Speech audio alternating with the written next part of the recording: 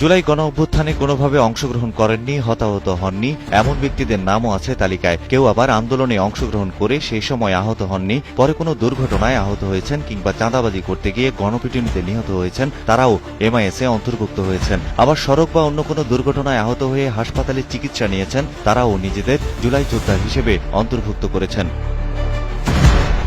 ঢাকার ডেমরার টেঙ্গা এলাকার মোহাম্মদ সিকান্দার আলীর ছেলে আবু সাইদ গেল বছরের ৯ আগস্ট শুক্রবার এলাকায় চাঁদাবাজি করতে গিয়ে গণপিটুনিতে নিহত হন তিনি। শহীদের নামের তালিকায় আবু সাইদও যুক্ত হয়েছেন, তার গেজেট নম্বর ১৭৯। নোয়াখালীর চাটখিলের মোহাম্মদ হাবিবুর রহমানের ছেলে মোহাম্মদ ইমতিয়াজ হোসেন একটি কুরিয়ার সার্ভিসের কর্মী ছিলেন। ৫ আগস্ট সরকার পতন হলে তিনি চাটখিল থানা লুট করতে গিয়ে অস্ত্র নিয়ে পালিয়ে যান। পথেই ভুল করে লুট করা অস্ত্রে নিজের পায়েই গুলিবিদ্ধ হন। এরপর অতিরিক্ত রক্তক্ষরণে তার মৃত্যু হয়। জুলাই গণ অভ্যুত্থানে শহীদের নামের তালিকায় ইমতিয়াজও স্থান পেয়েছেন, তার গেজেট নম্বর ৭৮৪।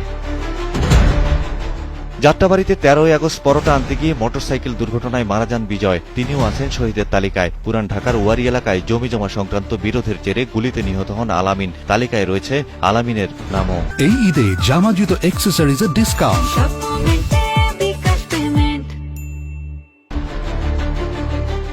শুধু শহীদের তালিকা নয়, এরই মধ্যে মিথ্যা তথ্য দিয়ে জুলাই ফাউন্ডেশন থেকে সহায়তা নেওয়ার অভিযোগও পাওয়া গেছে কয়েকজনের বিরুদ্ধে। জুলাই ফাউন্ডেশনের দায়িত্বপ্রাপ্তরা যাচাই বাছাই করতে গিয়ে ভুয়া আহতদের চিহ্নিত করে ব্যবস্থা নিয়েছেন।